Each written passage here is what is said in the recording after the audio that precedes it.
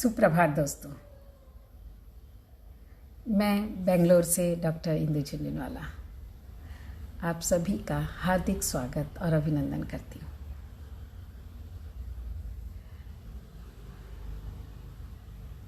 कहाँ से हम चले थे और कहाँ आ गए हैं। सफ़र शुरू हुआ था इस शरीर के बारे में सोचते सोचते और पहुँच गए हैं ध्यान पर। ध्यान यानी स्थिरता, ध्यान यानी एकाग्रता। और ये एकाग्रता क्यों, ये ध्यान क्यों, ये स्थिरता क्यों? हम तो जीवन में हमेशा विकास करना चाहते हैं ना। हम तो आगे बढ़ते रहना चाहते हैं, हम गतिशील होना चाहते हैं, चलते रहना चाहते हैं। और बात करते हैं ध्यान की, स्थिरता की।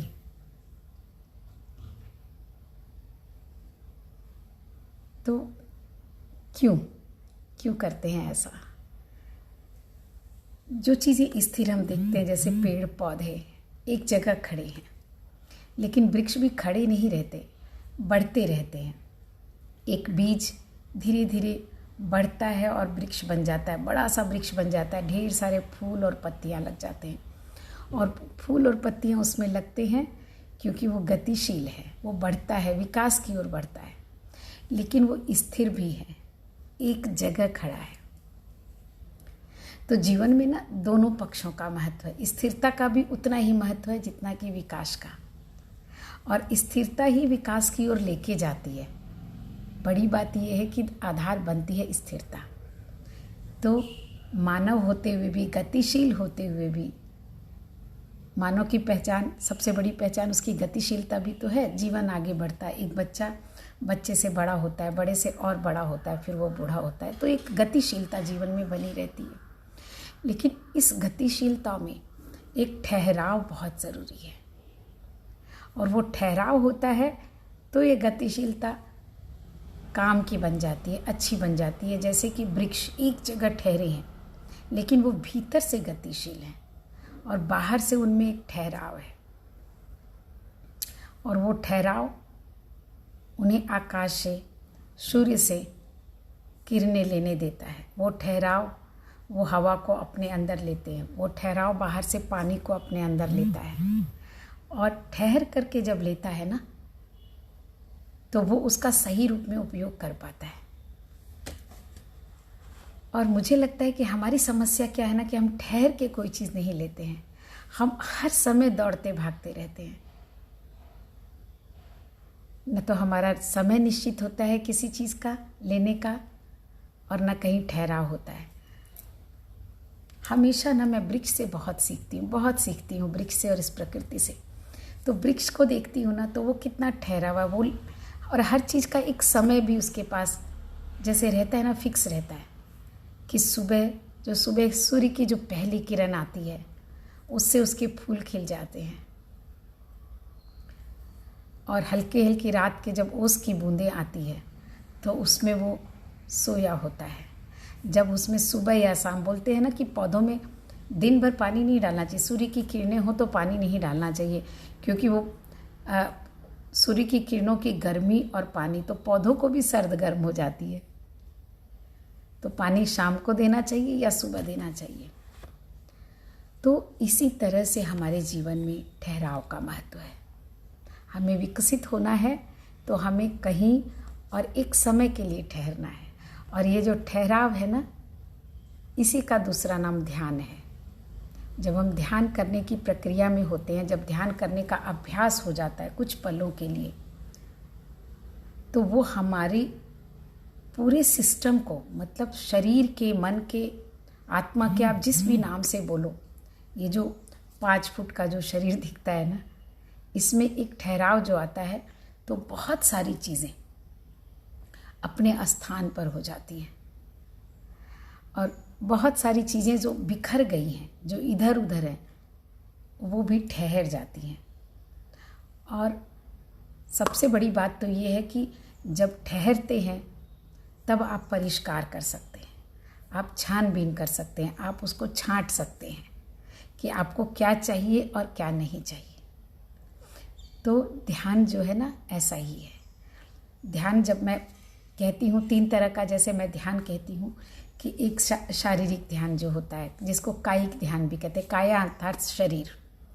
तो शरीर का ध्यान जब होता है तो जब हम शरीर को स्थिर करते हैं तो बहुत सारी चीज़ें जो शरीर की हैं, जैसे शरीर आपका थक गया है चलते चलते, काम करते करते, तो रात में जैसे आप सोते हैं उस शरीर को आराम देने के लिए, तो वैसे ही जब आप ध्यान करने बैठते हैं ना तो शरीर को आप आराम देते हैं। और जब आप बैठते हैं तो आपको समझ आता है अच्छा यहाँ दुख रहा है, यहाँ दुख रहा है, यहाँ अच्छा लग रहा है।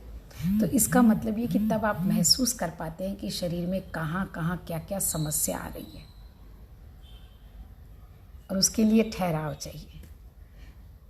फिर बात आती है दूसरी, जो मैंने कहा वाचिक, मानसिक और वाणी का।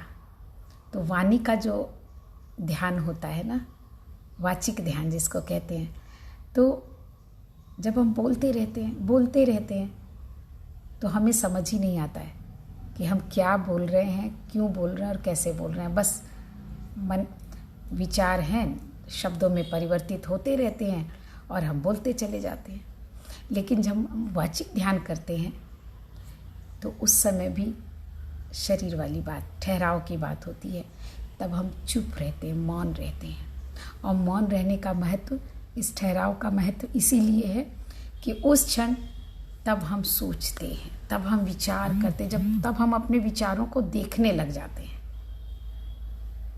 उन विचारों को जो हमने थोड़े समय पहले शब्दों में परिवर्तित किया था, उन विचारों को जिनको कि वास्तव में हम बोलना चाहते हैं, लेकिन उसे बोलना है कि नहीं है, इसके लिए ठहराव की ज़रूरत है। और वो ठहराव वाचिक ध्यान से आता है, और उस ठहराव का महत्व बहुत बड़ा हो जाता है।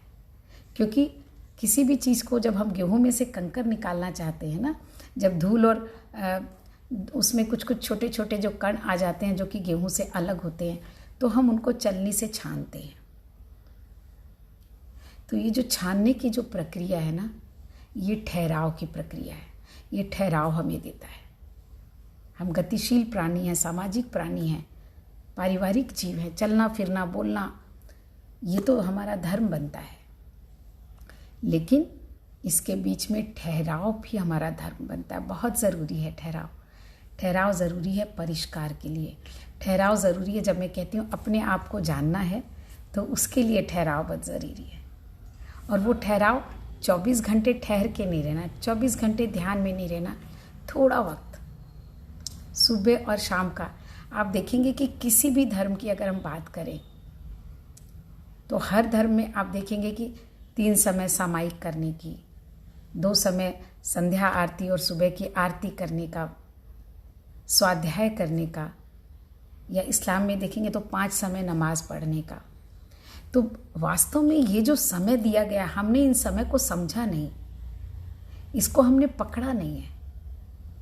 अगर हम इसको पकड़ लेते ना कि ये क्यों दिया गया है, तो आज हम कुछ और ही हो सकते हैं।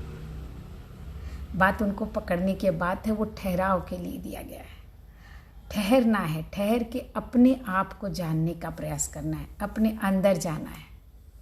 ये सारा समय इसलिए नहीं है कि एक बुक उठाई, उसको पढ़ लिया और बंद कर दिया और हो गई पूजा। एक माला उठाई, उसको फेर लिया, सबका महत्व है। माला का भी अपना महत्व है, पाठ का भी अपना महत्व है।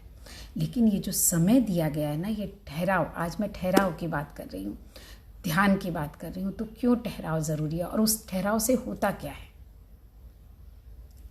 जीवन में? तो उस ठहराव से ये होता है कि जब आप अपने शरीर को स्थिर करते हैं तो आपके शरीर को सुकून मिलता है, शांति मिलती है, आराम मिलता है, और उस क्षण आप अपने शरीर को देख पाते हैं। और वो जो शरीर को देख पाने की क्रिया है वो बन जाती है कायिक ध्यान। जब आप अपने वचनों को देख पाते हैं, उसका ठहराव करते हैं, विचार तो आते हैं। जब आप मौन होते हैं ना तो ज़्यादा विचार आते हैं, अरे उससे ये भी कहना था, अरे ये भी तो बोलना है, अच्छा ठीक है आधे घंटे का मौन है ना, उसके बाद बोलेंगे। तो वो जो मौन है ना वो ज़्यादा बोलता है। उस समय बहुत सारे विचार आते हैं जो आम नहीं आते। मौन के समय ज़्यादा विचार आते हैं, कायिक ध्यान के समय ज़्यादा मन होता है, ये भी करना है वो भी करना है, मन होता है उठकर भागूं। तो वैसे ही वाचिक ध्यान में ना यही होता है। मैंने बहुत बार कोशिश की, चलो आधे घंटे का मौन रखते हैं, और वो 24 घंटे किसी से बात नहीं कर रही हूँ, चलता है। वो आधे घंटे का जब मौन रखती हूँ ना, उस समय इतनी सारी बातें याद आती हैं बोलने की, लोगों से इतने सारे काम याद आते हैं लोगों से कहने के, कि लगता है कैसे होगा ये मौन। तो इसलिए इसकी महत्ता बहुत बढ़ जाती है, क्योंकि उस समय हमें स्वयं को देखने का प्रयास करना। वो मौन सिर्फ मुख से मौन रहने के लिए नहीं है, वो मौन इसलिए है कि उस मौन में जो विचार आते हैं आप उनको जाने कि अच्छा इतने सारे विचार आ रहे हैं, इतने सारे काम याद आ रहे हैं जो मुझे सबसे कहने हैं। तो उनमें भी परिष्कार हम उस क्षण कर सकते हैं, उनको दृष्टा की तरह देखना है। तो जब हम ध्यान की बात करते हैं ना, तो उसमें थोड़ा अंतर होता है। जैसे हम रात को सोते हैं तो नींद की बात करते हैं, नींद आ जाती है, तो उस समय भी तो शरीर और मुख दोनों मौन रहता है, तो वो भी तो ध्यान हो गया, लेकिन वो ध्यान नहीं होता है। वास्तव में ध्यान और नींद का, ध्यान और आराम का क्या फ़र्क है? फ़र्क है अपने आप को देखना, दृष्टा की तरह गवाह बन के, विटनेस बन के अपने आप को देखना। तो जब हम शरीर का ध्यान करते हैं तो विटनेस बन के शरीर को देखते हैं। जब हम मन का ध्यान करते हैं तो वाणी का ध्यान करते हैं तो विटनेस बन के अंदर चलने वाली वाणी को देखते हैं। जब हम श्वासों का ध्यान करते हैं तो चलने वाले श्वासों को गवाह के रूप में देखते हैं। और फिर आता है मानसिक ध्यान, कि हम अपने मन को जब देखते हैं तो हम वहाँ गवाह की तरह मन को देखते हैं। तो ये ध्यान का और सोने का जो फ़र्क है ना, आराम का जो फ़र्क है, शांति से बैठने का जो फ़र्क है, वो फ़र्क ये है। और ये इस पर हम बहुत सारी चर्चा कर सकते हैं, लेकिन आज जो कि मैंने आप लोगों से कल कहा था कि मैं बताऊंगी कि आप किस तरह से ध्यान के द्वारा अपने शरीर और अपने मन के विकारों को ठीक कर सकते हो। ये इसकी पृष्ठभूमि थी। मैंने बताया कि ठहराव और ध्यान का जो फ़र्क है, वो फ़र्क ये है कि जब हम ठहरते हैं तो शांति से हम बैठे हैं, वो ध्यान नहीं हो सकता है। उस ध्यान जब हम बैठते हैं, जब हम ठहरते हैं, उस ठहराव के साथ साथ जब हम गवाह बन जाते हैं, खुद के गवाह, खुद के शरीर के गवाह, खुद के मन के गवाह, खुद की वाणी के गवाह, खुद के श्वास के गवाह। क्योंकि हमारे पास 4 चीज़ें हैं, देखिए, शरीर, वाणी, श्वास और मन। और ये चारों चलायमान हैं। ये 4 वस्तुएं जो चलायमान हैं, इन चारों से प्रकंपन होता है, इन चारों में हलचल होती रहती है हर समय। और इन्हीं चारों के कारण जितने भी विकार हैं ना, उसके उत्तरदायी भी यही हैं। और पता है, इसीलिए शरीर को और मन को हमेशा दोष दिया लोगों ने। अगर आप शास्त्रों में देखेंगे ना, तो शरीर को और मन को दोष देते हैं, वाणी को दोष देते हैं। श्वासों को तो दोष दे नहीं सकते, क्योंकि उस पर अपना हक नहीं है, वो ऐच्छिक नहीं है, बहुत ज़्यादा थोड़ी है, लेकिन ऐच्छिक नहीं है। आप ले न ले, वो चलती रहेंगी। लेकिन वाणी पर आपका अधिकार है, मन पर आपका अधिकार है, शरीर पर आपका अधिकार है। तो इसलिए इन तीनों को हमेशा दोष दिया गया, और इन तीनों को संयम में रखने की बात कही गई। बहुत महत्वपूर्ण है ये संयम। ये संयम की बात ठहराव की बात है, और ठहराव से एक कदम आगे बढ़ते हैं तो ध्यान बन जाता है। और इस ध्यान से हम किस तरह से इस विकारों को दूर कर सकते हैं। ध्यान सबसे ज़्यादा महत्वपूर्ण इसलिए भी है कि ध्यान से हम अपने शरीर, मन, तन, श्वास और वाणी, ये चारों चीज़ों के विकारों को दूर कर सकते हैं।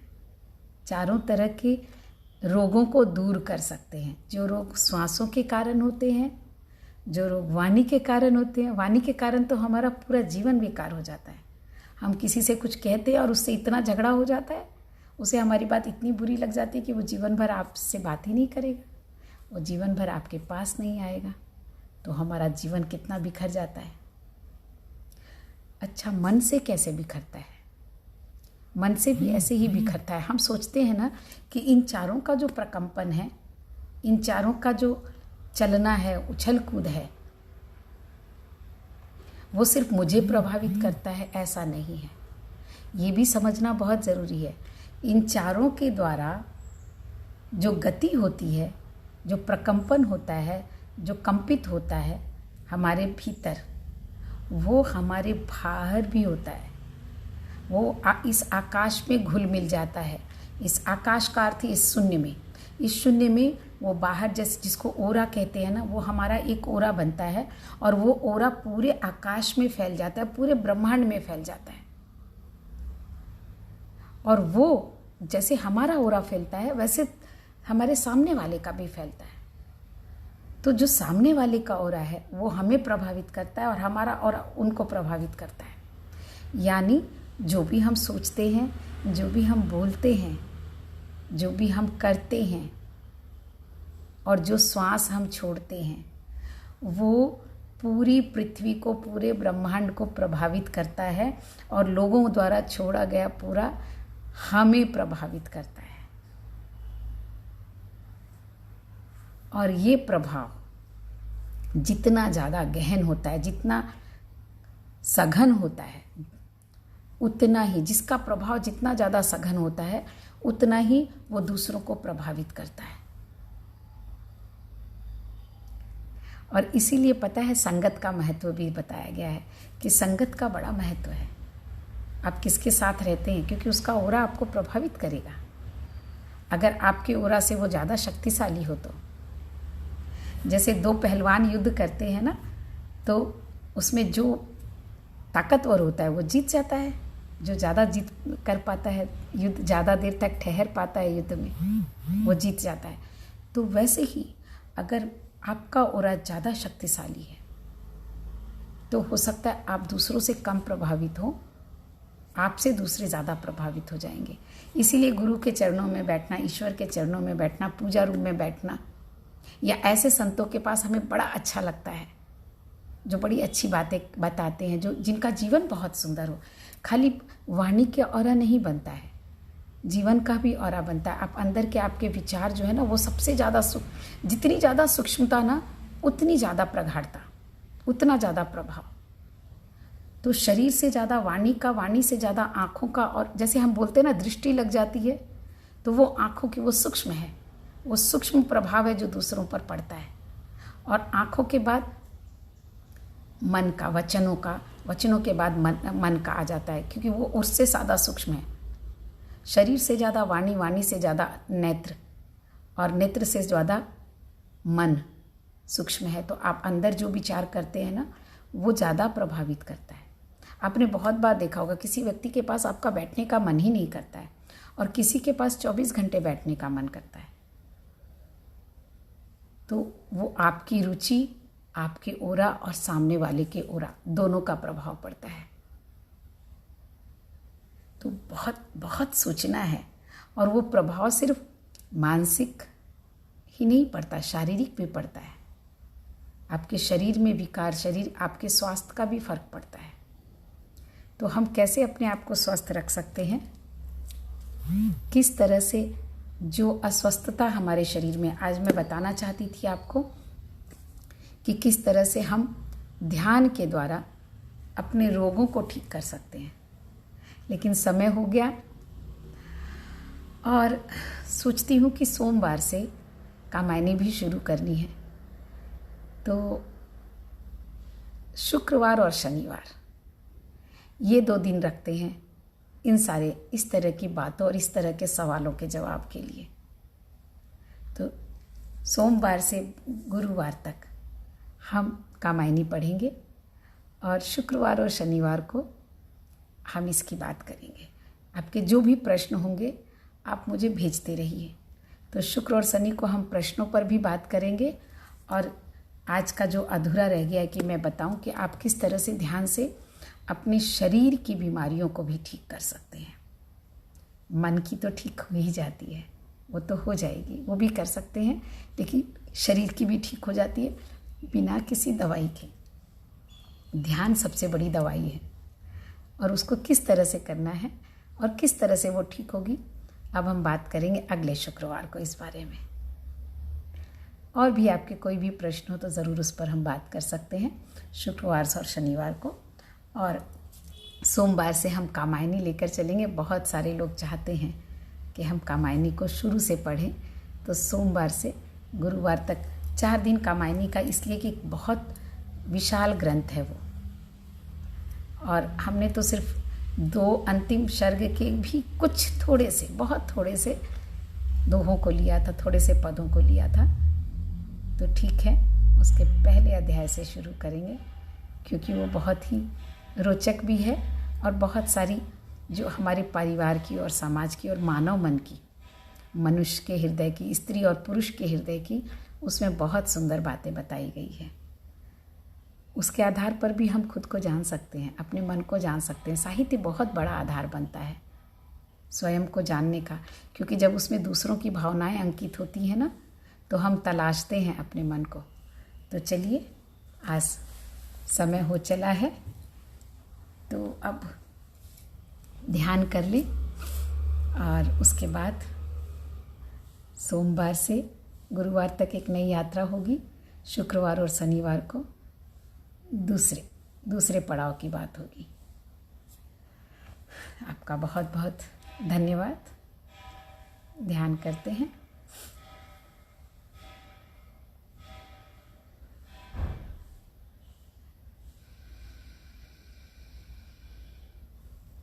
एक लंबी और गहरी सांस लीजिए।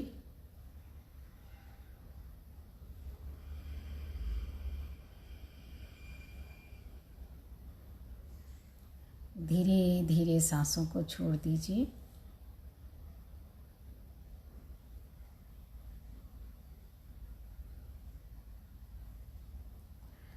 पैरों की उंगलियों पर अंगूठे, पैरों की उंगलियां, पगथली,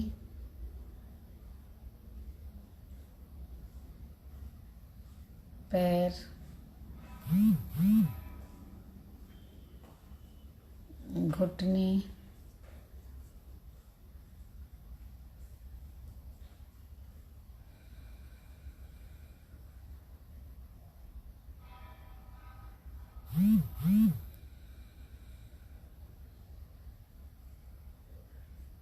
घुटनों को देखें। दृष्टा भाव मन में लाएं। एक विटनेस, एक गवाह की तरह इस शरीर को देखें। पैरों तक आएं, जंघाओं तक अपने दोनों पैरों को देखें। पूरी तरह ढीला छोड़ दें पैरों को, किसी तरह का कोई तनाव नहीं हो। धीरे धीरे ऊपर की ओर आएं। रीढ़ की हड्डी की शुरुआत, पीठ, रीढ़ की हड्डी से जुड़े हुए सारे स्नायु तंत्रों को पूरी तरह ढीला छोड़ते हुए कंधे तक आ जाएं।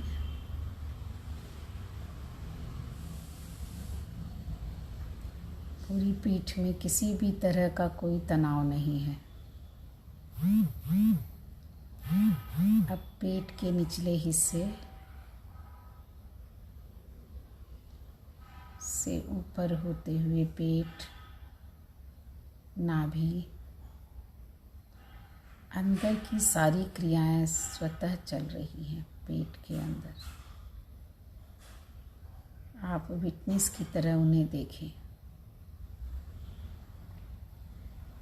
और धीरे धीरे नाभि से होते हुए छाती की ओर आएं।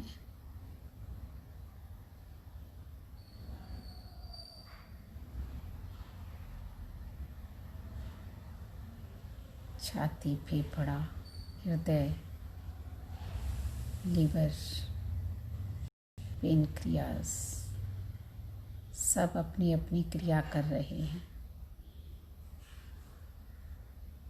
सभी को ढीला छोड़ते हुए, तनाव मुक्त करते हुए आप कंधे तक आएं। कंधे से धीरे धीरे दोनों हाथों की उंगलियां, हथेली और हाथ, पूरे दोनों हाथों को देखें। उनमें कोई भी कसाव हो तो उसे ढीला छोड़ दें। पूरी तरह से उन्हें आराम करने दें।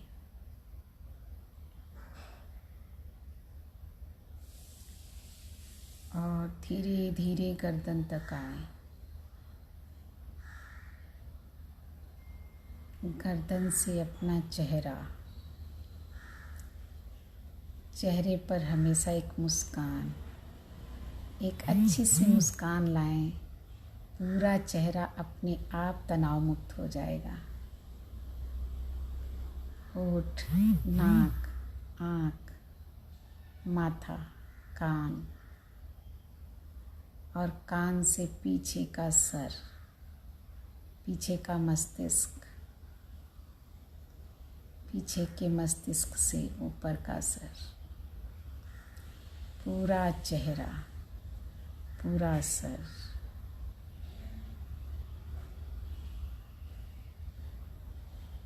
सिर से लेकर पांव तक एक नज़र गवाह की तरह डालें। देखिए पूरा शरीर तनाव मुक्त हो चुका है। कहीं कोई कसाव नहीं, कहीं कोई तनाव नहीं।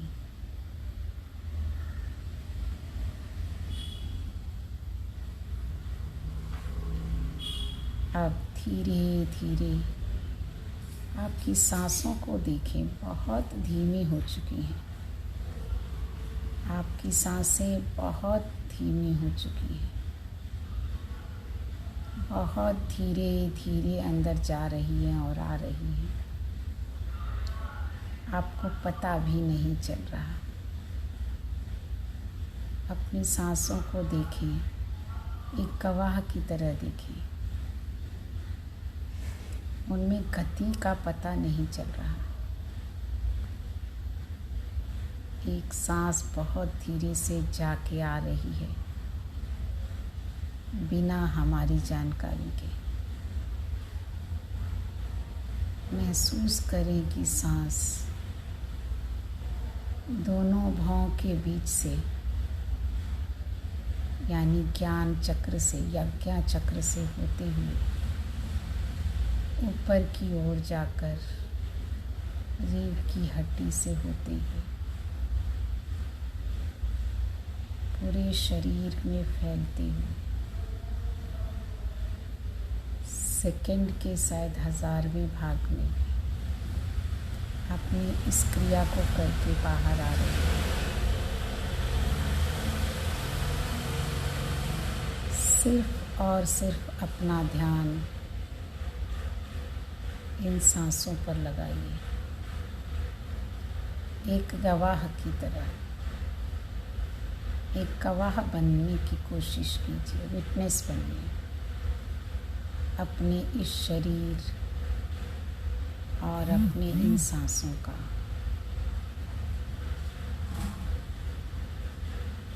एक गवाह बनने का प्रयत्न। आती जाती सांसों को देखना।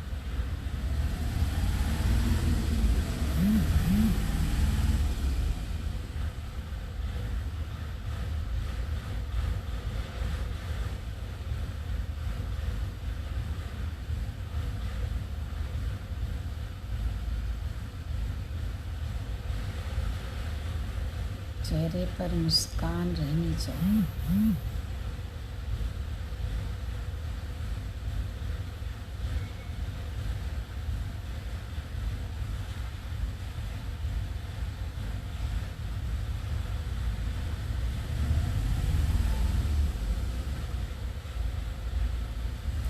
आप चाहें तो हर सांस के साथ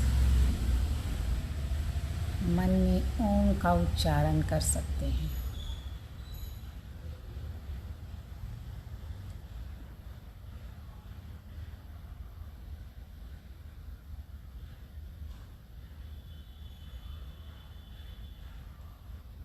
जिससे कि आपका मन एक ही विचार पर केंद्रित हो।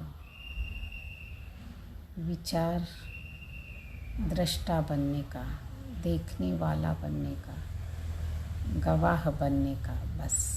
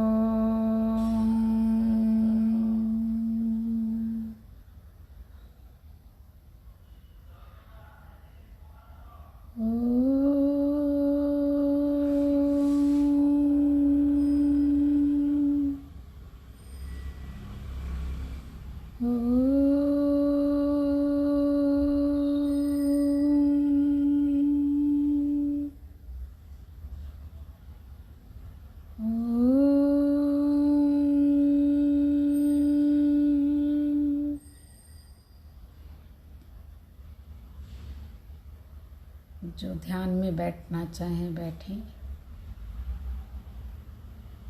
बैठे रहें।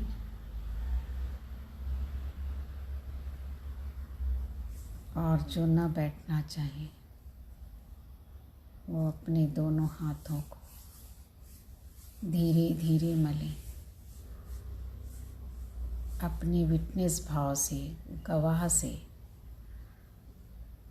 एक बार पूरे शरीर को देखें, उसकी चेतनता का अनुभव करें और हाथों को मलकर पूरे शरीर पर एक बार अपने हाथों को फिराएं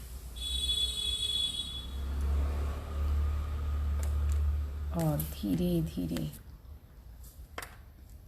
फिर से एक बार हथेलियों को रगड़ के आँखों पर कटोरी की भांति रखें।